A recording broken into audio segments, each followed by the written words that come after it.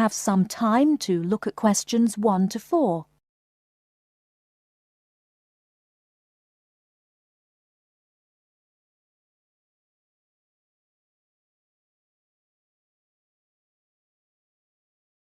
Listen carefully and answer questions 1 to 4.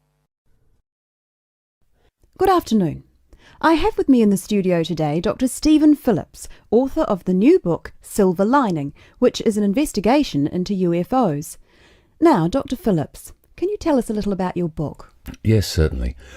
Over the last 12 years, I've become increasingly interested in the subject of UFOs, and this book is a compilation of all the sightings I've heard about, together with evidence. You see, so many people are convinced that there is life on other planets that I thought I would do some research myself. And what did you find? Are we alone in the universe? You sound skeptical. Well, you'll have to buy the book to find out my personal conclusion, but I can tell you this. There are a lot of sightings in a number of different countries, and the surprising fact that I have found is that despite never having met each other, a great number of these witnesses describe an almost identical object. Now, I realize that television and the media has given us all a mental picture of a UFO, a silver ship with bright lights that moves at very high speed. What interested me was that in all the eyewitness accounts I heard, people gave very precise and detailed descriptions that varied only slightly. Reports from America, Europe, even Asia, all share a significant number of similarities. Interesting. Tell me, have you been able to see any evidence yourself? Well, no. My aim in writing this book was not really to present my own opinion, but to gather all the information available and collate it into a kind of reference guide. Personally, I don't have anything much to add apart from the conclusions that I've drawn from the accounts I've heard. I understand that there is a strong body of opinion that claims there is hard evidence that is being suppressed by the American government. Could you comment on that?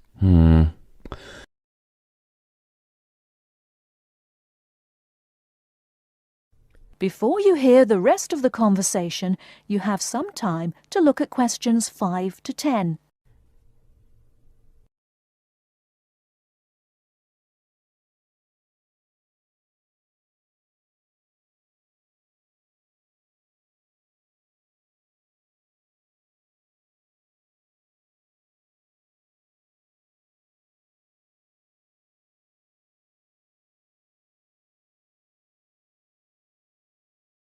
Now listen and answer questions 5 to 10. Personally, I don't have anything much to add apart from the conclusions that I've drawn from the accounts I've heard. I understand that there is a strong body of opinion that claims there is hard evidence that is being suppressed by the American government. Could you comment on that? The second chapter of my book actually talks about a place in America that has often been in the media, Area 51. Area 51? Yes, it's a military base in New Mexico. In 1947, a man called McBrazel claimed... Sorry, who? McBrazel. That's M-A-C, capital B, R-A-Z-E-L. Anyway, McBrazel claimed to have found pieces of an alien spacecraft on his farm in Roswell. Now, many people believe that this was true and that the government of the time took the debris. Since that time, they have denied all knowledge of any such find, and accounts by the many leading experts at the time dismissed the claim, believing that McBrazel had actually found pieces of a higher altitude weather balloon that had disintegrated.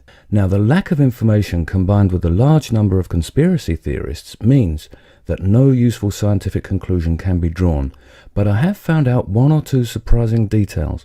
Again, you'll have to buy the book if you want to find out more. Okay. Now, I understand that an overwhelming majority of UFO sightings occurred in America.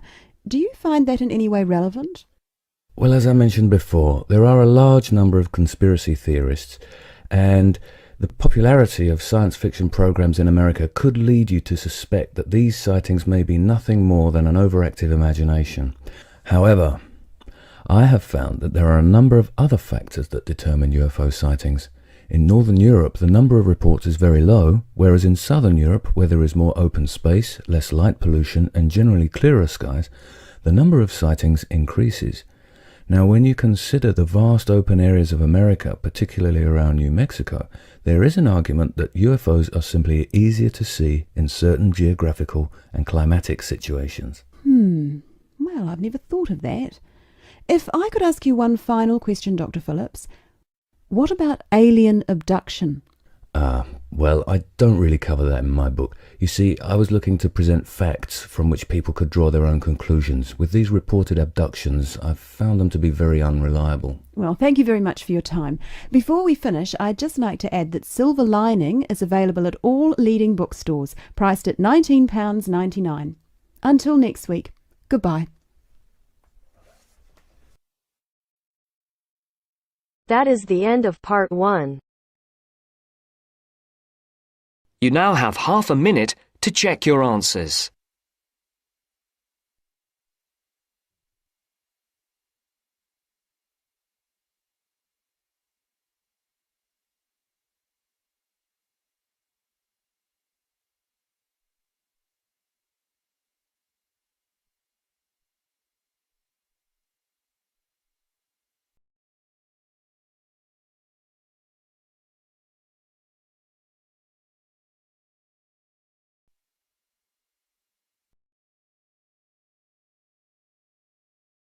Now turns to part 2.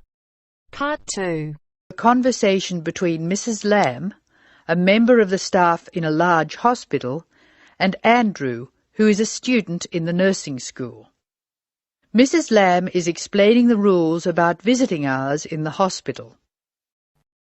First, look at questions 11 to 14.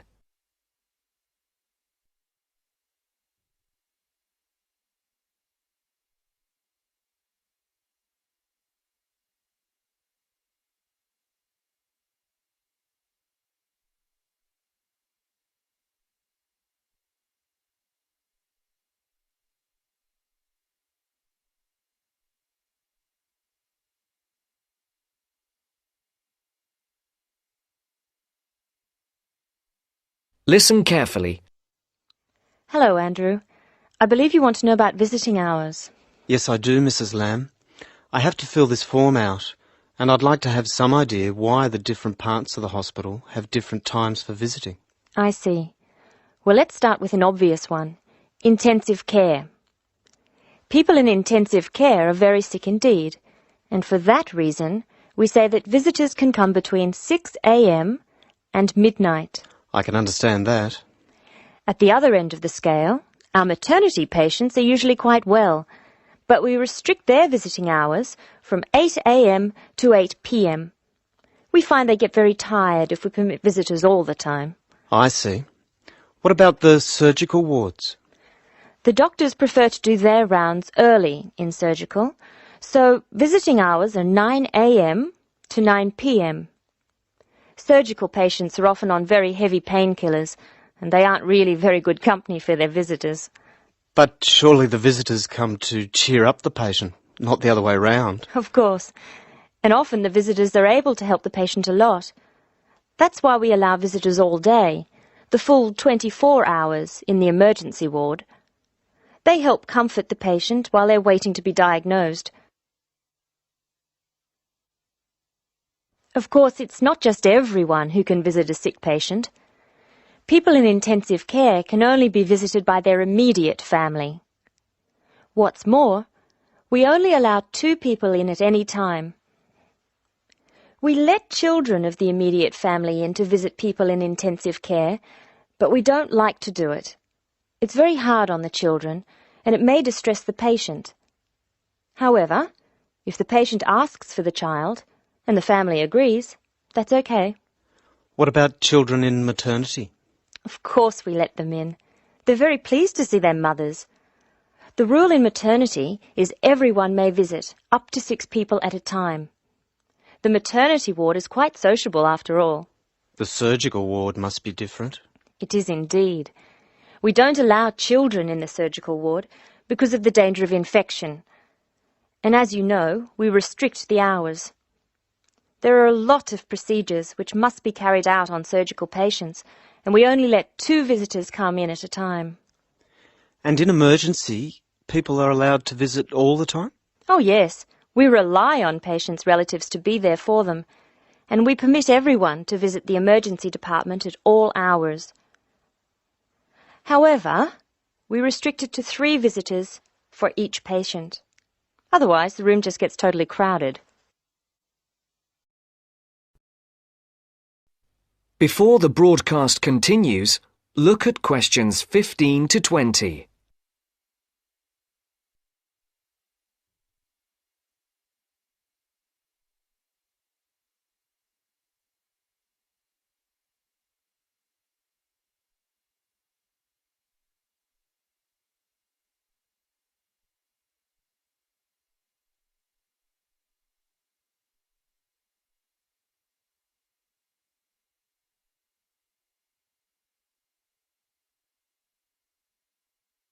You will now listen to the second part of the talk.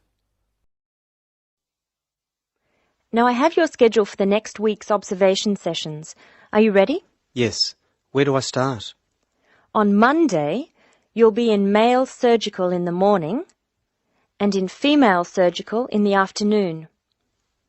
You'll be following Dr. Shea on her rounds. Thank you. And on Tuesday? On Tuesday, you'll be with Dr. Thomas in the morning and Dr. Robertson in the afternoon. No, that can't be right. You're with Dr. Thomas in the afternoon and Dr. Robertson in the morning. Do I ever get to see Dr. Kim? Yes, you'll be with Dr. Kim on Thursday and Friday. She'll take you through the children's ward and through our new teenage ward for 12 to 15-year-olds. Great. I've read a lot about that new ward. Will I see the schoolroom? Maybe another time. And what will I do on Wednesday? On Wednesday, you'll join the other students for lectures. You'll be in the Redmore lecture room between 8 and 10 a.m. and later between 2 and 3 p.m. Thank you. Do you know how big my class is? The intake this term is 200 first-year students. I'm pleased to say about 1/3 are men, which is good. Nursing used to be an almost entirely female occupation.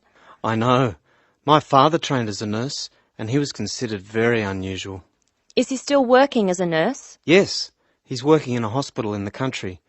I guess I just wanted to follow his example. That is the end of part 2. You now have half a minute to check your answers.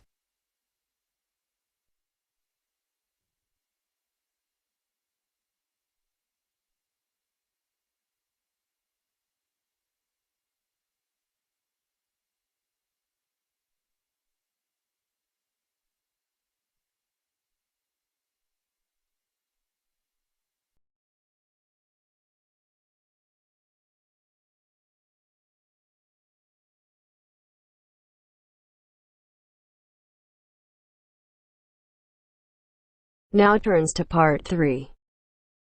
Part 3. You are going to listen to a radio program about buying a house. First, you have some time to look at questions 21 to 25.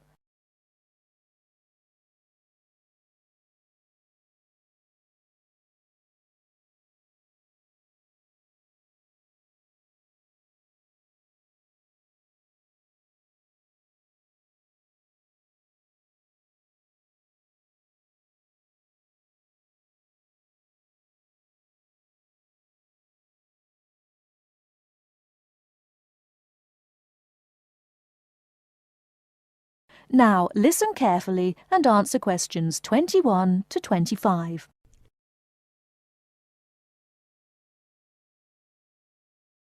Good afternoon, listeners. Today, I'd like to welcome Edward Fox, who is going to talk to us today about buying a house. Edward. Thank you, Eunice. For most people, at least, buying a house is a major life event, and probably the single most expensive item you are ever likely to buy. It is also a place that you can make your home. Therefore, thinking carefully before you make a purchase is of the utmost importance. One of the most important things to consider before buying any property is the location, because remember, it is where you plan to spend a large part of your life, or indeed the rest of your life in some circumstances. Therefore, consider the type of life you enjoy leading. Are you a very sociable person who enjoys nightclubs and discos? If so, then you may wish to consider something close to the city, or indeed in a city where it is convenient for all types of nightlife. On the other hand, if, like me, you prefer a quieter life, then you may want to consider something away from the city. However, do remember that proximity to your place of work is also important. Indeed, we spend most of our life at work, and you don't want to have to spend 2 or more hours every day travelling to work now, do you? Therefore, transport is the utmost importance. City suburbs, however, are often conveniently located for commuting to work, all for shopping, without being in the heart of a busy city. You may, however, think that a house in the suburbs would be far too expensive. Yet houses located in cities can often exceed the price of suburban houses. So check out the prices. You may be surprised. Family is another important consideration. You may prefer a house that is away from a busy street or main road. And of course, remember that children have to attend school. Is there a good school in the area, or would your children have to travel a long distance to get to school? Therefore, if you have children, or you plan to have children, location is a very important factor. And of course, remember that a family influences the size of the property. Before you hear the rest of the talk, you have some time to look at questions 26 to 30.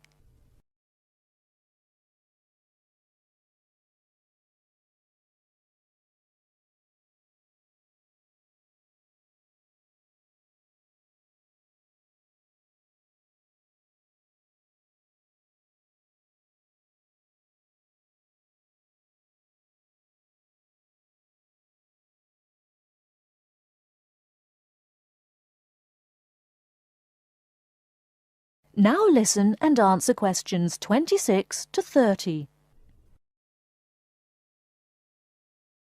And of course, remember that a family influences the size of the property. There are, of course, various types of houses.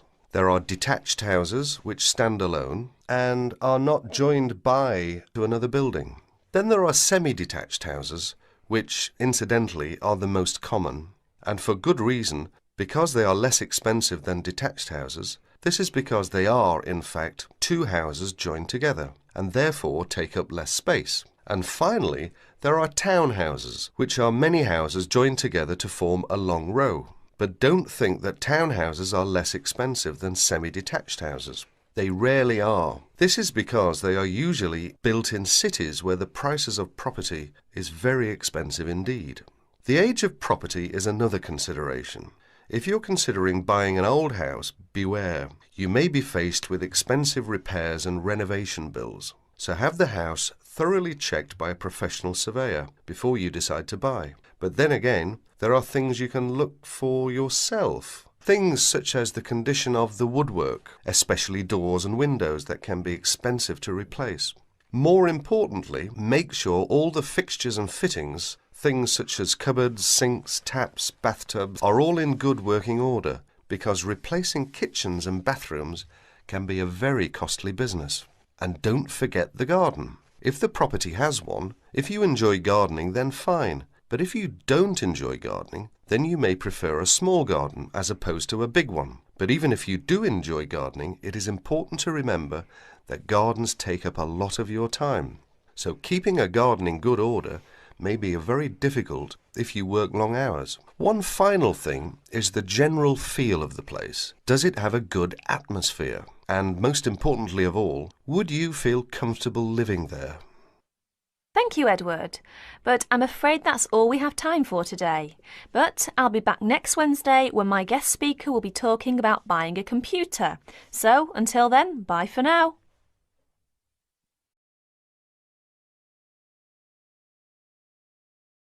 That is the end of part 3. You now have half a minute to check your answers.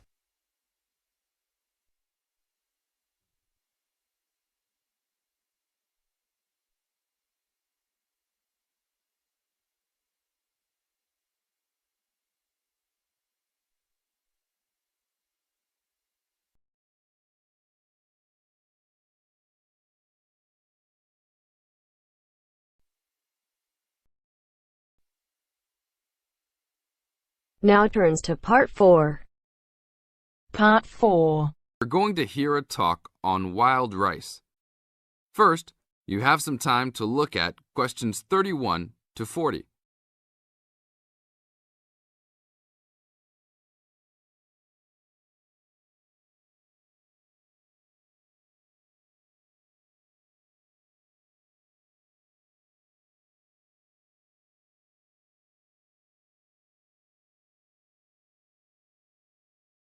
Now listen to the tape and answer the questions.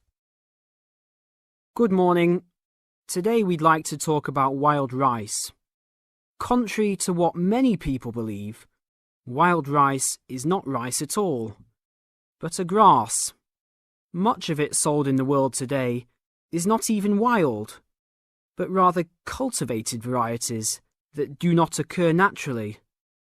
Wild rice is really an annual aquatic seed found mostly in the upper freshwater lakes of Canada, Michigan, Wisconsin, and Minnesota in North America.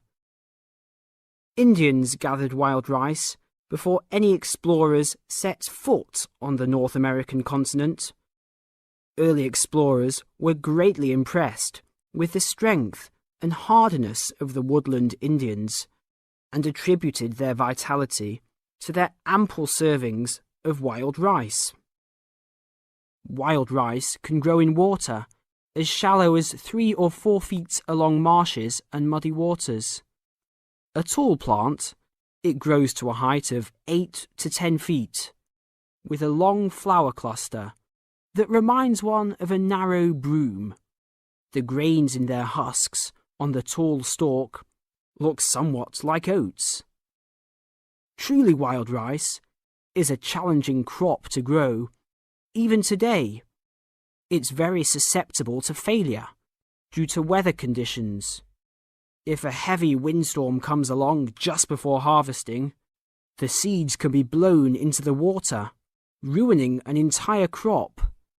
Harvesting at just the right time becomes a matter of beating the birds to it, since wild rice is considered a delicacy by many birds living in the area. Other challenges include insects, disease, poor drainage, and high waters. If the grains are too green, they are difficult to thresh or beat out of their husks. If left on the plant too long, even a few days too long, they fall off the plant into the water.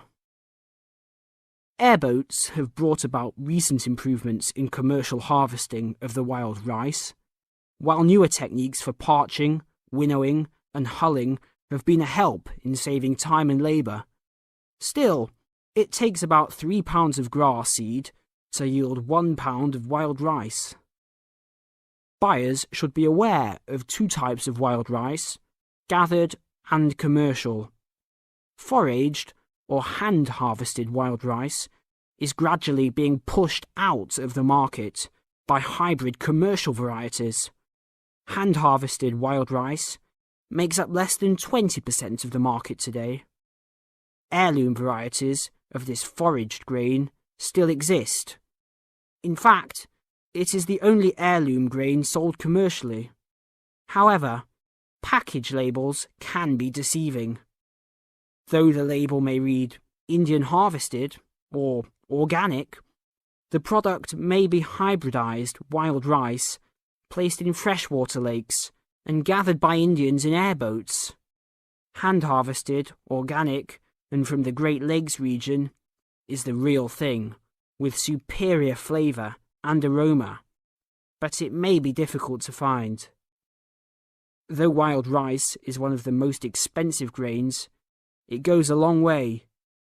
Some say that 1 pound of the grain can feed 30 people. To compensate for its high cost, try combining wild rice, half and half, with brown rice. For a truly colourful presentation, try 1/3 of each: white rice, brown rice, and wild rice. That is the end of part 4.